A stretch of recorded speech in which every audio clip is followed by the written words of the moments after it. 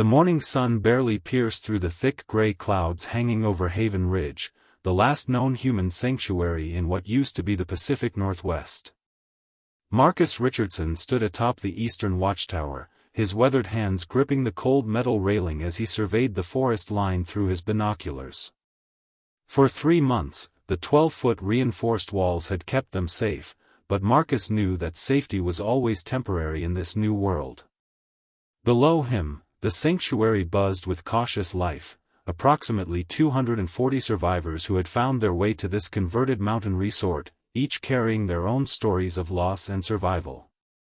The compound consisted of the main lodge, several cabins, a makeshift medical facility, and most importantly, walls that had been fortified with everything from vehicle parts to concrete barriers. Jessica Andrews, their lead engineer, had done remarkable work transforming a luxury retreat into a fortress, but even she admitted the defenses wouldn't hold forever against a serious assault. Marcus lowered his binoculars and rubbed his tired eyes. He hadn't slept properly in days, not since the radio chatter from the Colorado settlement went silent mid-transmission. They weren't alone in this fight for survival, or at least they hadn't been. Somewhere out there, other pockets of humanity were making their stand, but the silence from their allies was deafening. A cold wind swept across the watchtower, carrying with it something that made Marcus's blood run cold, the faint but unmistakable sound of branches breaking in the distance. It was rhythmic, consistent, and growing closer. He raised the binoculars again, focusing on the tree line approximately 300 yards out. At first, he saw nothing but the swaying pines and scattered birch trees. Then movement caught his eye. One figure stumbled from behind a massive oak, then another, then dozens more. The infected had found them. Marcus grabbed the radio from his belt with trembling fingers. Code red, Eastern Perimeter. We have movement in the trees. Multiple contacts, possibly hundreds. His voice remained steady despite the fear coursing through his veins. Within seconds, the compound erupted into organized chaos. Thomas Blake, their security chief and former police sergeant, began directing people to their assigned positions. Children were ushered into the reinforced basement of the main lodge by Rebecca Morrison, a former teacher who had appointed herself their guardian and educator. The defenders, men and women ranging from 18 to 65, rushed to their posts along the walls, carrying an assortment of weapons from hunting rifles to homemade spears. They had drilled for this moment countless times, but everyone knew that practice and reality were vastly different things. Dr. Elizabeth Porter emerged from the medical facility, her gray hair pulled back in a tight bun, her face set with determination. She had been a trauma surgeon before the outbreak, and now she was their only qualified medical professional. "How many are we talking about?" she asked Marcus as he descended from the watchtower. "Too many," he replied grimly. "More than I've ever seen in one place. This isn't a random horde, Elizabeth. This is different. They're moving with purpose, almost like they're being drawn here." Elizabeth's expression darkened. They had heard rumors from other settlements about the infected evolving, learning, coordinating, but she had hoped those were just fear-mongering stories. "We need to tell the council," she said. Marcus nodded, already moving toward the lodge where council members were gathering. Inside the main hall, 5 people sat around a heavy wooden table. Besides Marcus and Elizabeth, there was Jessica Andrews, Thomas Blake, and the 5th member, Daniel Cooper, who managed their food supplies and agricultural efforts. "The Eastern Watchtower has spotted what appears to be a massive horde," Marcus began without preamble. "Based on what I saw, we're looking at possibly 500 to 1,000 infected, and they're heading straight for us." The room fell silent. 1,000 infected against their 240 survivors, many of whom were elderly, injured, or children. The math was brutal. Jessica spoke first, her voice analytical but strained. "The eastern wall is our strongest point, but it was never designed to withstand that kind of sustained pressure. If they pile up against it, the sheer weight could compromise the structural integrity. Thomas leaned forward, his jaw clenched. Then we don't let them reach the wall. We engage them at range, thin their numbers before they get close. We have ammunition, not much, but enough for this. Daniel shook his head. And when the ammunition runs out? What then? The question hung in the air like a death sentence. Marcus looked at each of them, seeing his own fear reflected in their eyes, but also something else, determination. Then we fight with everything we have. This is our home. These are our people. We don't have anywhere else to run. The compound transformed into a war zone within the hour. Thomas Blake positioned his best shooters along the eastern wall, 23 men and women who had proven themselves capable with firearms. Among them was Raymond Foster, a former Marine who had lost his entire family in the first weeks of the outbreak and now fought with the quiet intensity of someone who had nothing left to lose. Beside him stood Kelly Martinez, a young woman barely 22 who had learned to shoot from her grandfather and could hit a target at 200 yards with iron sights. They didn't speak as they checked their weapons and counted their ammunition. Words felt inadequate against what was coming. Below the wall, Jessica had organized a secondary defense line, sharpened stakes angled outward, tripwires connected to alarm bells, and several ditches filled with combustible materials that could be ignited if the infected got too close. It wasn't sophisticated, but it might buy them precious minutes. Marcus moved through the compound, stopping to speak with small groups of defenders, offering words of encouragement that he barely believed himself. He found Nathan Wright, a 17-year-old kid who gripped a baseball bat wrapped in barbed wire, his knuckles white with tension. "You remember the plan?" Marcus asked gently. Nathan nodded but wouldn't meet his eyes. "If the wall is breached, fall back to the secondary positions. Protect the lodge at all costs." Marcus placed a hand on the young man's shoulder. "You're going to be fine, Nathan. We've trained for this. Trust your training, trust the people beside you." He wanted to say more, wanted to promise the kid he'd see tomorrow, but Marcus had learned long ago that promises were currency he couldn't afford in this world. Nathan managed a weak smile before moving to join his assigned group near the southern checkpoint. In the medical facility, Elizabeth worked frantically to prepare for casualties. She organized her limited supplies, bandages, antibiotics, surgical tools, and most importantly, restraints for anyone who might get bitten.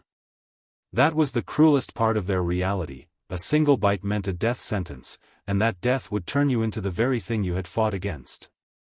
Her two assistants, Patricia Hughes and David Kim, helped convert the space into a triage center.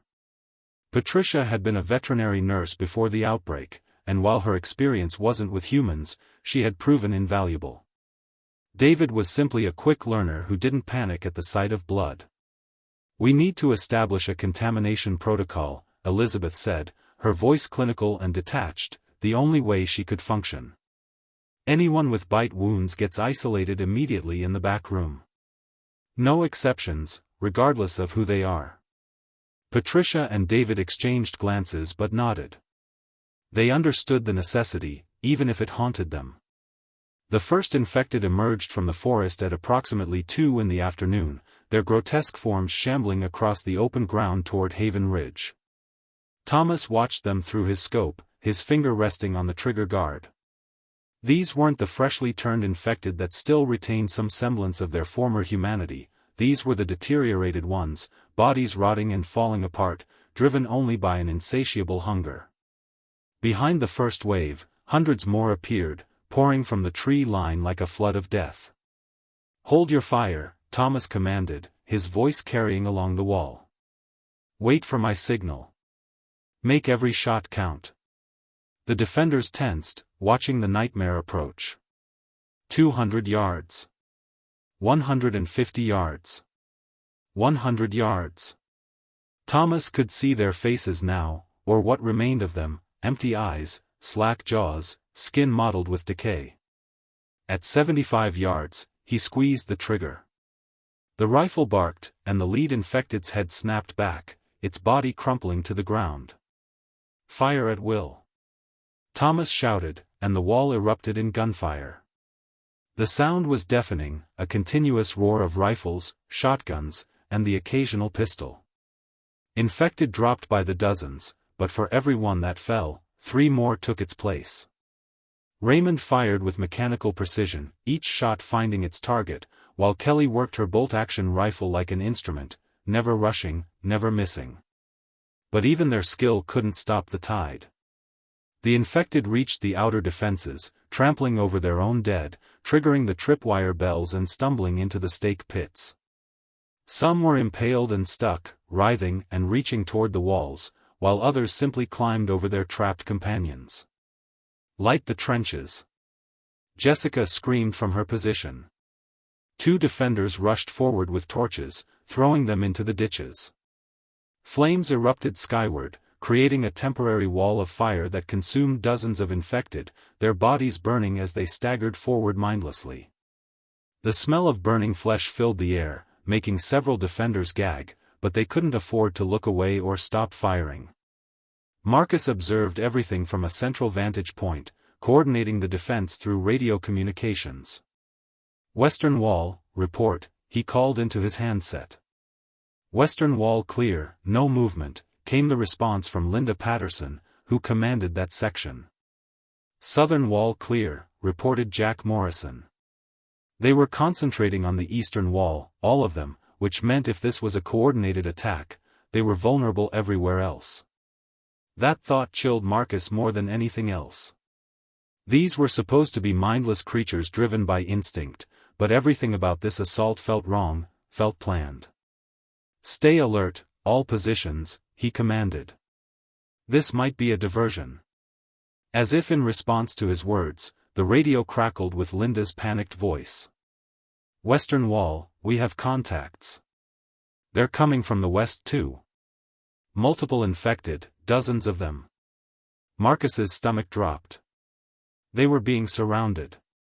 Thomas made the split-second decision that would determine whether Haven Ridge survived the next hour. "Raymond, Kelly, take 10 shooters and reinforce the western wall, now," he commanded, his voice cutting through the chaos of gunfire. The 12 defenders abandoned their positions on the eastern wall and sprinted across the compound, their boots pounding against the packed earth. Marcus watched them go, knowing that weakening one position to strengthen another was a desperate gamble, but they had no choice. The eastern wall still held despite the relentless assault, but if the western defenses collapsed, the infected would pour into the compound from behind and trap everyone in a pincer movement. He grabbed his radio again. "Northern wall, status report." A brief pause, then Christopher Allen's voice came through, tense but controlled. "Northern wall holding, but we're seeing movement in the trees. I think they're testing us, looking for weak points." Marcus cursed under his breath. The infected were probing their defenses from 3 sides simultaneously, and it was only a matter of time before they found the 4th. The situation on the western wall was deteriorating rapidly when Raymond and his team arrived. The infected had emerged from a ravine that the scouts had deemed too steep for the creatures to navigate, but they had been wrong. Dozens of infected clawed their way up the slope, some tumbling backward only to climb again with mindless determination. Linda Patterson had only 8 defenders on the western wall, and their ammunition was already running low. "Aim for the head, conserve your shots," Raymond ordered as he took position. His team spread along the wall, immediately opening fire on the approaching horde. Kelly dropped to one knee, steadied her breathing, and began systematically eliminating infected with patient, precise shots. Each bullet found its mark, each infected crumpled permanently, but there were so many. A younger defender named Michael Stevens fumbled his reload, his hands shaking violently. "I can't do this, there's too many," he stammered, backing away from the wall. Raymond grabbed him by the shoulder, not roughly but firmly. "Yes, you can. Look at me, Michael. You can do this. We need you. Everyone here needs you." Michael's eyes focused on Raymond, and after a moment, he nodded, turned back to the wall, and resumed firing. Inside the main lodge, Rebecca Morrison tried to keep 43 children calm as the sounds of battle raged outside. The youngest was barely 4 years old, crying for parents who were either dead or fighting on the walls. The oldest was 14, trying to appear brave but failing to hide the terror in his eyes. Rebecca had organized them into groups, the older children responsible for comforting the younger ones, and she moved between them offering reassurance she didn't feel. "Miss Rebecca, are the monsters going to get us?" asked a little girl named Emma, clutching a worn stuffed rabbit. Rebecca knelt beside her, smoothing the child's hair. "No, sweetheart. The brave people outside won't let that happen. We're safe here."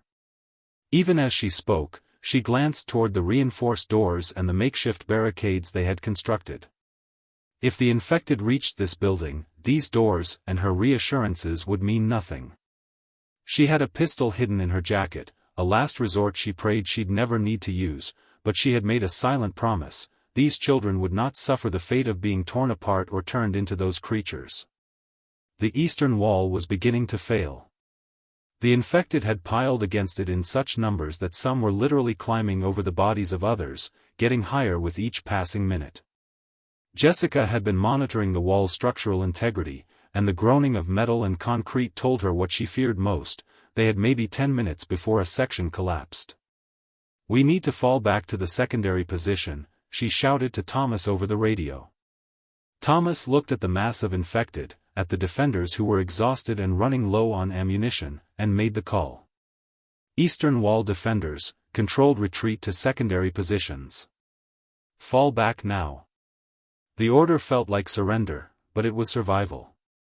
The 23 defenders who remained on the eastern wall began pulling back, covering each other as they descended and moved to the inner defensive ring, a semicircle of overturned vehicles and reinforced barriers approximately 50 yards from the wall. They had barely reached their new positions when a section of the eastern wall buckled with a horrible screech of tearing metal. Infected poured through the breach like water through a broken dam, stumbling over rubble and each other in their frenzy to reach living flesh. The defenders at the secondary position opened fire, creating a kill zone that the infected walked into mindlessly.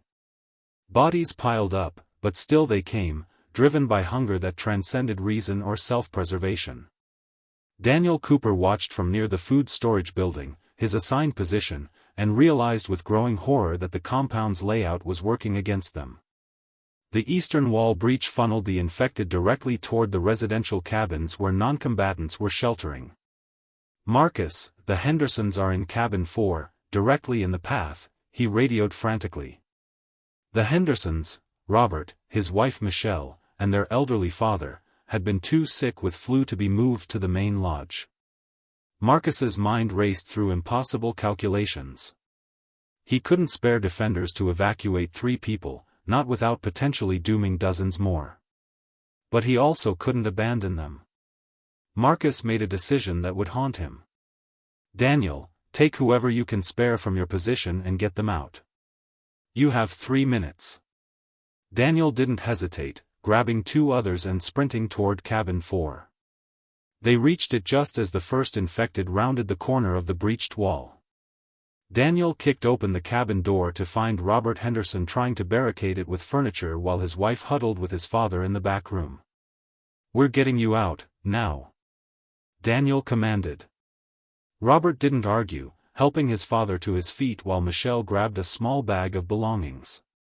They exited the cabin and ran toward the main lodge, Daniel and his companions forming a protective triangle around them. An infected lunged from between 2 buildings, its rotted hands reaching for Michelle. One of Daniel's companions, a man named Gregory Lawson, swung a crowbar and connected with the infected skull, dropping it instantly. They ran harder, the sounds of more infected closing in behind them. They were 20 yards from the lodge when Gregory stumbled, an infected grabbing his ankle from beneath an abandoned truck. He went down hard, and before anyone could react, 3 more infected were on him. "Go! Get them inside!" Gregory screamed even as teeth sank into his shoulder. Daniel wanted to help, wanted to save him, but Gregory's fate was already sealed. He pushed the Hendersons forward, and they reached the lodge just as Gregory's screams turned into something inhuman. The compound was now a labyrinth of death and survival. Infected roamed the eastern section freely, forcing the defenders into an increasingly smaller perimeter around the main lodge and critical facilities. Thomas reorganized his forces on the fly, pulling defenders from the northern wall which had somehow remained untested, repositioning them to create overlapping fields of fire that turned the open areas into killing grounds. Every shot had to count now. Ammunition was becoming critically scarce. Marcus coordinated from the lodge's second-floor balcony, his radio constantly active as he directed people and resources like pieces on a chessboard where every wrong move meant lives lost. Below him, he could see Nathan Wright and his group holding the southern checkpoint, fighting with makeshift weapons as they conserved precious bullets. The kid was still alive, still fighting, and that small fact gave Marcus a sliver of hope amid the chaos. Jessica appeared beside him, her face smudged with dirt and what might have been blood. "We've lost the eastern third of the compound," she reported grimly. "The water treatment facility, 3 storage buildings, and cabins 1 through 6 are all in infected territory now. If they push westward another 50 yards, we lose the generator building, and then we're fighting in the dark." Marcus studied the compound layout in his mind, weighing options that all seemed to lead to catastrophe. "Can we create a firebreak? Burn the eastern section and use the flames to halt their advance?" Jessica considered this, running calculations. "Maybe, but the wind is unpredictable, and we'd risk burning down the whole compound. Plus, fire doesn't always stop them, we've seen infected walk through flames before." She was right, of course. The infected didn't fear pain or death because they were already dead in every way that mattered. Marcus was about to respond when a new sound cut through the battle noise, a deep, guttural roar that was distinctly different from the typical moans of the infected. Both he and Jessica turned toward the eastern breach, and what Marcus saw made his blood freeze. Pushing through the mass of regular infected was something else, something worse. It stood nearly 7 feet tall, its massive frame covered in muscle that disease had somehow enhanced rather than deteriorated. Its eyes held a glimmer of intelligence that the others lacked, and it was looking directly at the main lodge. "What in God's name is that?" Jessica whispered, her analytical mind struggling to process what her eyes were seeing. Marcus had heard rumors about mutations, about infected that evolved into something more dangerous, but he had dismissed them as panic and exaggeration. Not anymore. "Thomas, eastern approach, do you see it?" he radioed urgently. There was a pause before Thomas responded, his voice tight. "I see it. That thing is organizing them, Marcus. The smaller infected are following it, moving as a group. We need to take it down now." Raymond had already reached the same conclusion.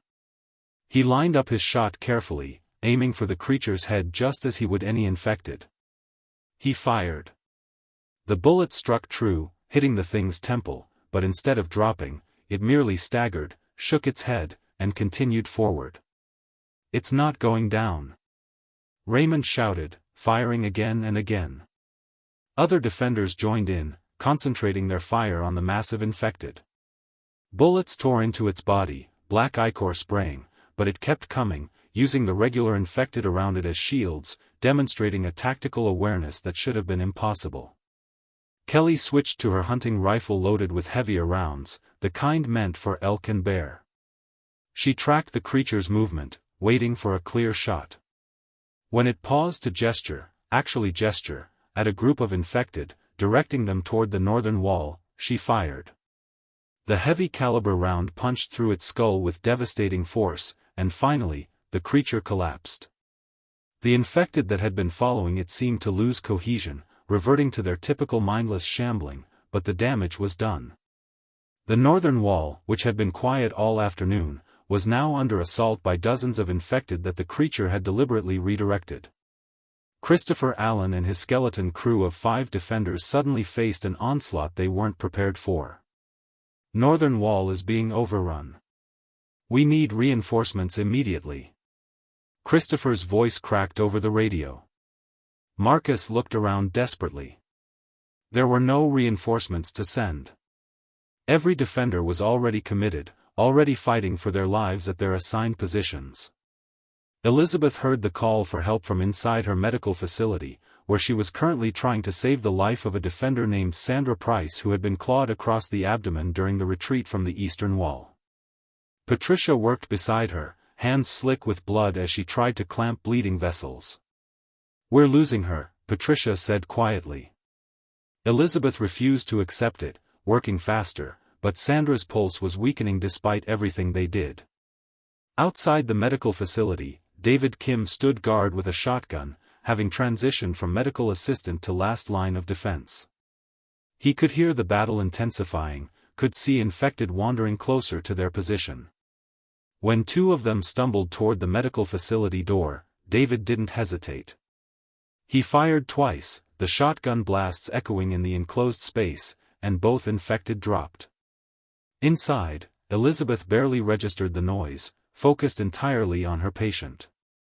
Sandra's eyes fluttered open briefly, meeting Elizabeth's gaze.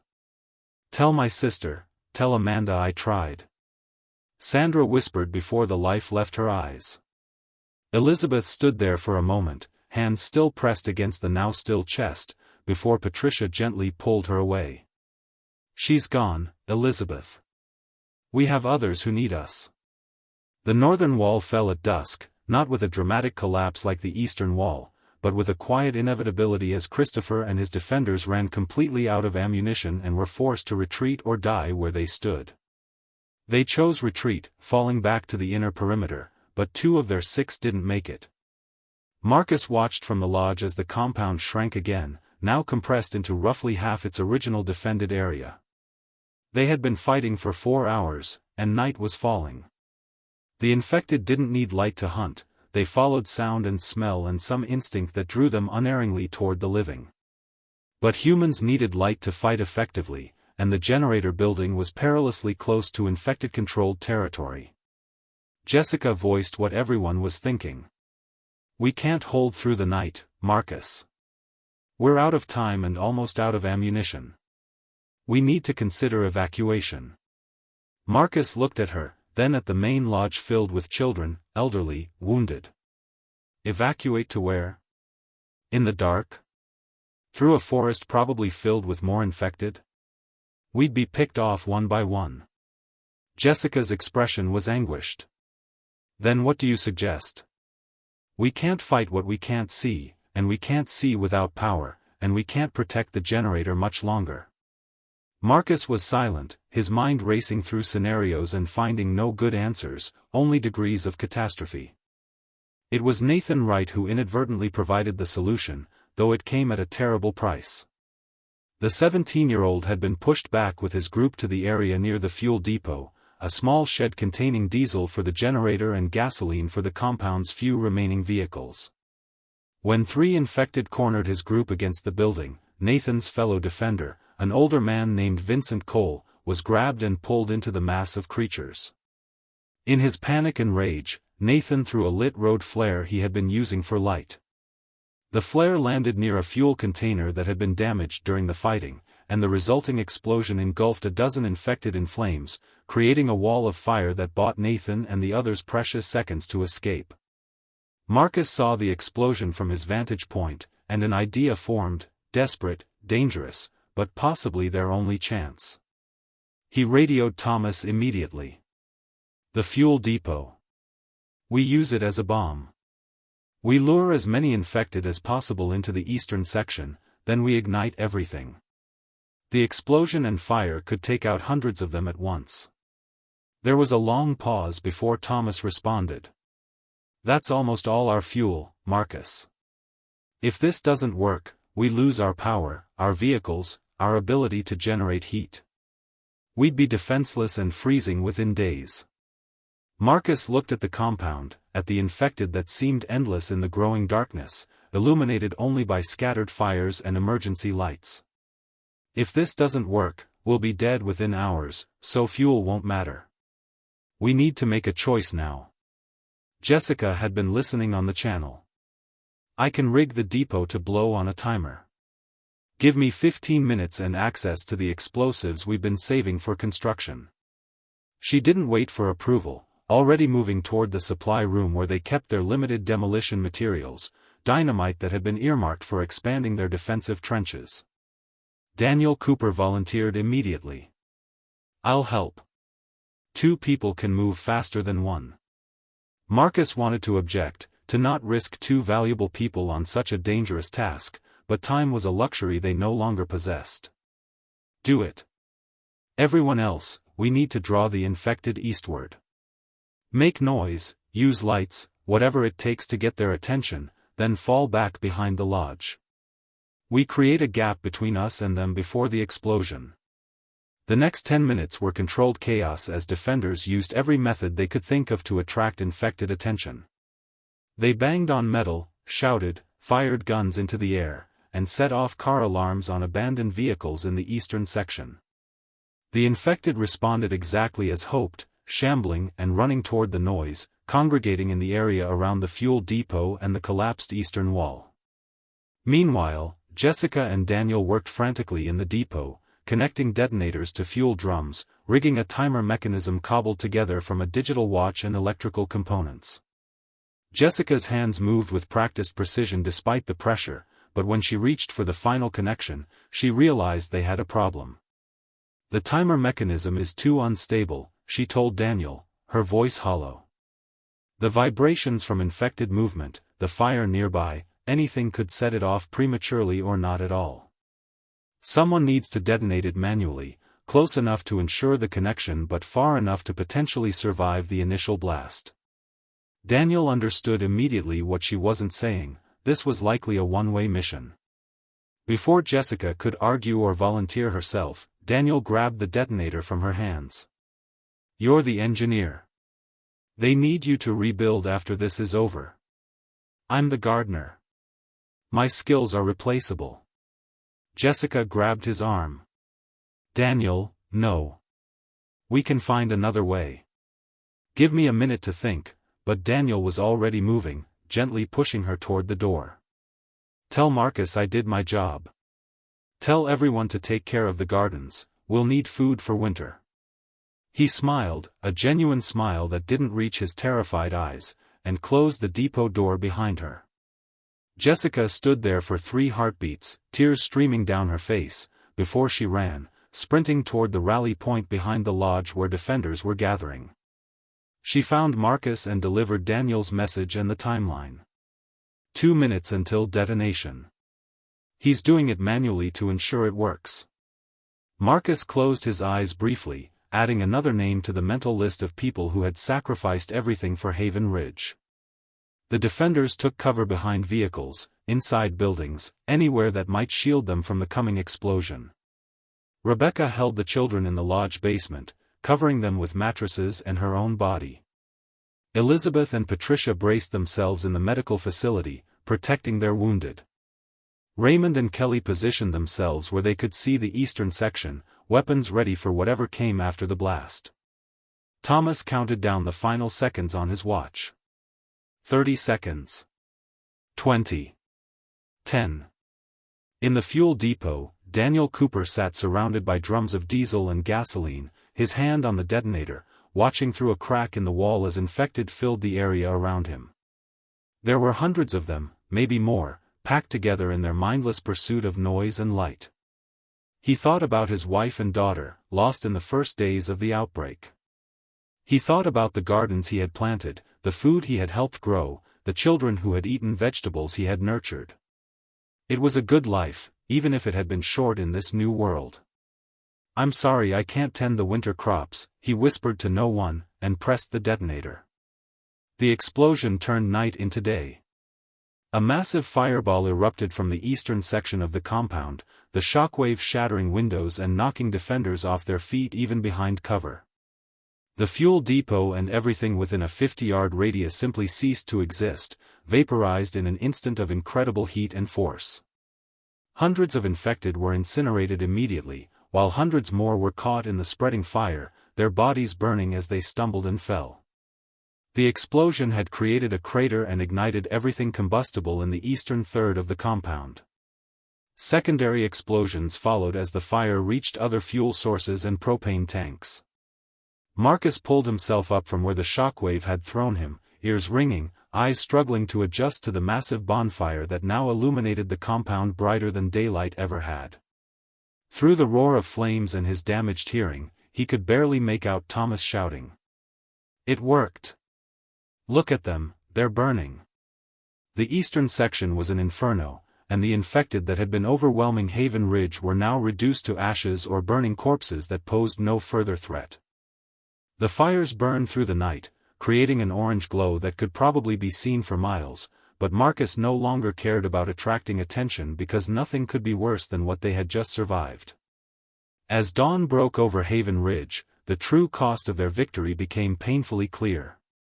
The compound was devastated, the eastern wall destroyed, nearly 40% of their structures burned or damaged beyond repair, the fuel depot gone, and most critically, they had lost 11 people. Daniel Cooper, Gregory Lawson, Sandra Price, Vincent Cole, and 7 others who had fought bravely and fallen defending their home. Thomas organized teams to sweep the compound for any remaining infected, and they found scattered individuals stumbling through the ruins, disoriented by the explosion and fire. These stragglers were put down efficiently and without ceremony by defenders who were too exhausted for fear or hesitation anymore. Raymond found one trapped beneath debris from a collapsed cabin, its legs crushed, still reaching toward him with mindless hunger. He dispatched it with a single shot and moved on, his ammunition now down to his last magazine. By mid-morning, the compound was secure, truly secure, for the first time since the attack began. Elizabeth worked without rest in the medical facility, treating burns, lacerations, broken bones, and the deep exhaustion that affected everyone. She had 17 patients requiring serious care, including Christopher Allen who had suffered a concussion during the Northern Wall retreat, and Michael Stevens who had severe burns on his arms from fighting fires during the battle. Patricia moved between patients with water and what little pain medication they had left, while David Kim, still splattered with infected blood from his defense of the facility, helped move supplies. Elizabeth paused in her work only once, when they brought in Nathan Wright. The 17-year-old had collapsed from exhaustion and dehydration but was otherwise unharmed. As Elizabeth checked his vital signs, Nathan opened his eyes and immediately tried to sit up. "The infected, are they?" Elizabeth gently pushed him back down. "They're gone, Nathan. You did well. Rest now." The young man's eyes filled with tears, the adrenaline finally wearing off and leaving behind the reality of what he had survived. Elizabeth squeezed his hand once before moving to the next patient, her own grief for the fallen locked away where it couldn't interfere with saving the living. Marcus called a meeting of the council, though now they numbered only 4 with Daniel gone.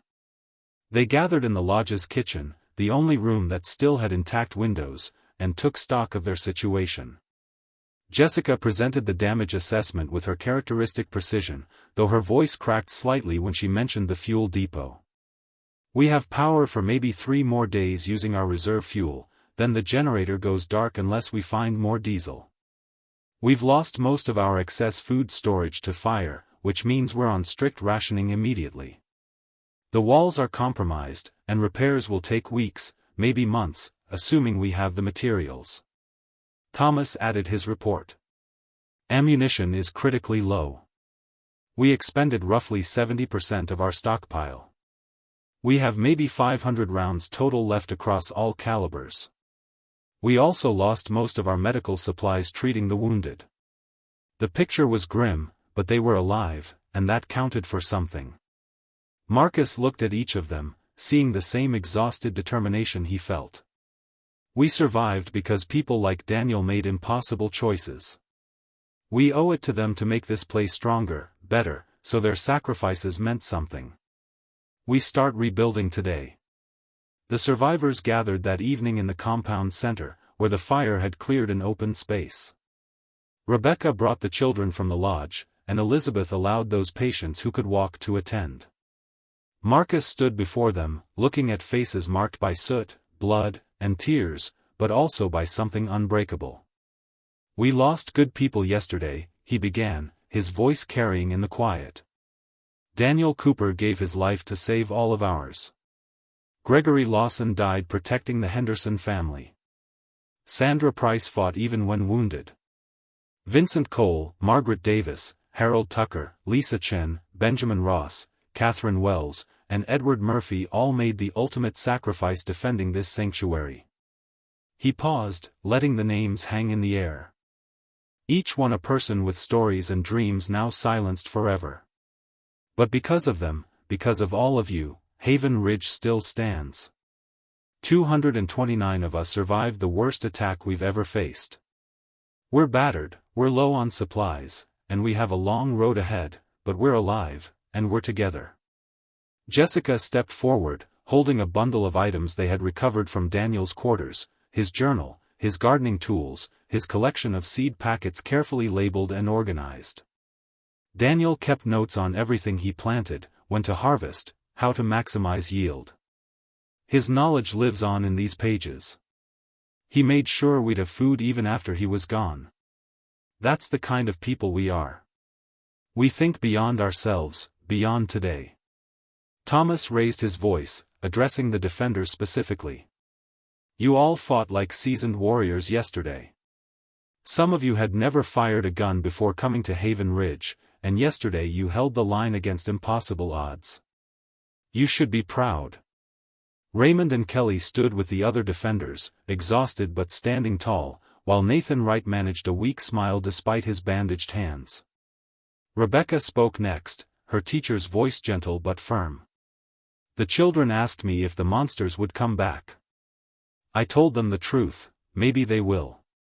But I also told them that they're protected by the bravest people in the world, and that Haven Ridge is our home, and we don't give up our home without a fight." The children, gathered around her, looked less frightened than they had 24 hours ago, having witnessed the courage of the adults around them. Elizabeth was the last to speak, though she had planned to remain silent. "I've lost count of how many lives I've tried to save since this all began. Some I saved, some I couldn't. But every single person here is a life worth fighting for, worth surviving for. We honor the fallen by living, by building, by refusing to give up."